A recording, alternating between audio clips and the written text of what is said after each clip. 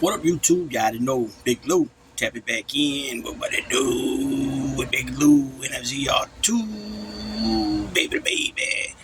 Bye. So check it out. Quick video. I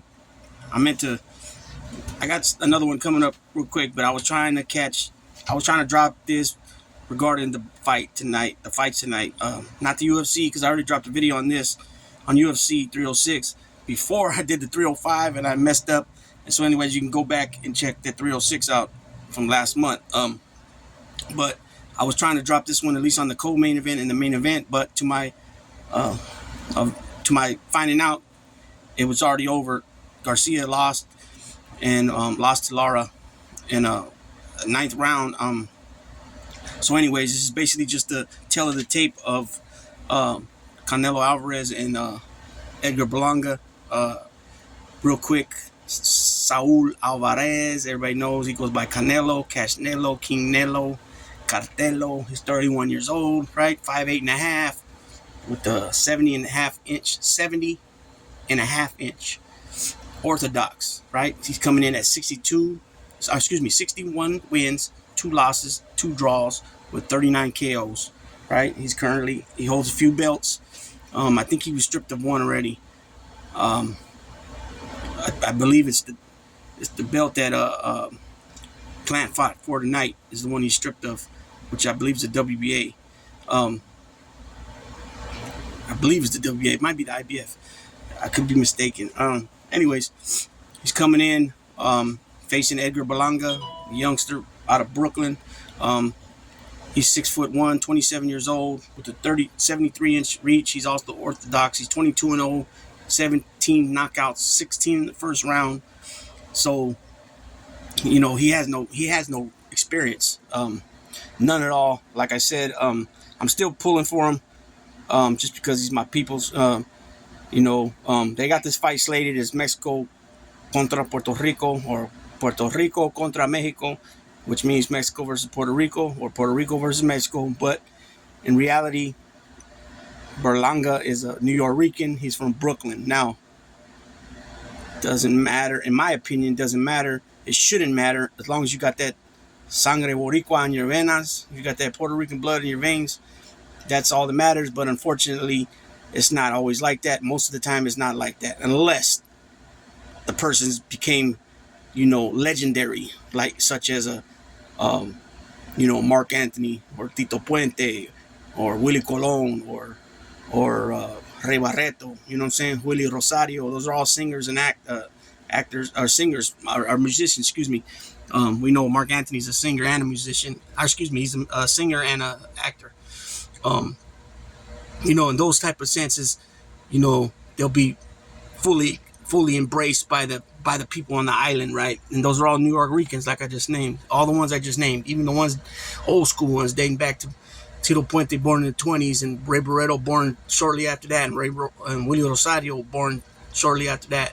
Charlie Palmieri, Eddie Palmieri, all those cats. They're from Spanish Harlem, you know what I'm saying? Willie Colon from the Bronx. But nonetheless, like I said, it shouldn't be like that, but it is. Same way it is with Mexicans. Like De La Hoya, since he made a big deal about this coming out because he lived in Puerto Rico 6 years, that, he's more Puerto Rican than Berlanga. Come on, dude. Like, this sounds stupid. I already made a video about that, but he got the same backlash from Mexicans from Mexico about him not being Mexican, him being Mexican-American, not straight up Mexican, like legit Mexican from, the motherland, from the patria. He represented the United States in the Olympics, so anybody, he shouldn't be coming out talking shit, but De La Hoya likes the, he likes the drama. That's what he's about. It's real surprisingly how he speaks, the petty bullshit he comes with sometimes. And so both of these fighters got, De La Hoya has a grudge against them. For one, he says that he made Canelo, but Canelo said he was Canelo before he even came to the U.S., and that they made nothing but money off his name. I don't know really how true that is. I mean, there's probably some truth to that, but not fully, because you need obviously he felt he needed to get away from the promoter he was with in order to succeed fully the way he has been able to do. So he needed a top rank, or Golden Boy Promotions or PBC or whoever, you know what I'm saying, somebody, and he got that, and he, you know, from there he went up, you know what I'm saying. So anyways, like I was saying, I don't believe Berlanga's got the experience at all to deal with somebody like Canelo. Canelo is, you know, I mean, even if he outboxes Canelo and is able to keep him away, and you know, Canelo's still going to find those openings to hit him with those power punches, and and if he can't hit your face and your head, he's going to tear your arm up like he did Bivol. You know what I'm saying? And he went up and ranked to fight Bivol, and Bivol's a naturally bigger man. Canelo's short. He's only 5'8.5", 5'9". That stature, he don't belong. And really, if you really look at it, he's always going to be shorter against all the people at that weight class. Somebody at 5'8.5", 5'9" is probably, you know, a welterweight, junior middleweight, you know, tops usually. You know what I'm saying? And he's learning how to use his height, you know, differential in his benefit. You know what I'm saying? And so I don't know if Berlanga's gonna be able to hang with getting hit in the shoulder and arm like that, where you can't even hold your arm up. Remember, Bivol showed everybody his arm after the fight, and you know, Canelo couldn't get his face, he couldn't hit him in the head, so he popped. You know, he hit him wherever he could with his power shots, and that's what he does nowadays. He comes off with one power shot, a combo, 1-2 combo, power shots. He hits hard. He proved that with Jermell Charlo. You know what I'm saying? He proved that with Munguia, and Munguia is an ex-champion with almost 50 pro fights and never fought at 168 before. And, you know, a lot of people were saying he should have fought at least twice or 3 times at 168 before taking on Canelo. And you see what Canelo did with him. So, and you were speaking of an ex-champion too. You know what I'm saying? Berlanga's never won a title. I mean, how do you fight 22 times and you got 17 knockouts, but 16 of them first round? So you really don't have no.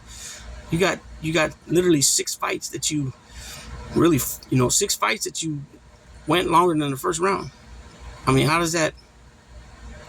You know what I'm saying? How does that compute to experience? And you know, and then he's saying, you know, you never felt nothing like this before. Triple G don't hit like this, and come on, man, that's crazy. Like Triple G hits hard as heck, and no other person could take the punches like Canelo took from a Triple G. You know what I'm saying? It's just it's funny, you know. But I mean, hey, it's always good to be confident in yourself, though, right? I mean, yeah, you can never know. You could hit him with that. A puncher's always got a puncher's chance, right? We've seen Canelo I've only seen Canelo get literally rocked once and seen him fight, and that was against Cotto, not Miguel Cotto, but the other Cotto. I think what was his name? I forgot his name, but I think he's Miguel Cotto's cousin or brother. I think it's his cousin. And he rocked him, right? And that was at 154. I think he was at 154 then. So, you know, that was many years ago. Now he's at 168, the king at 168. And so, like I said, I'll be going for Berlanga, but it'd be a big, huge shocker for me if he won. You know what I'm saying? So we'll see what happens. With that being said, Big Luke tapping out.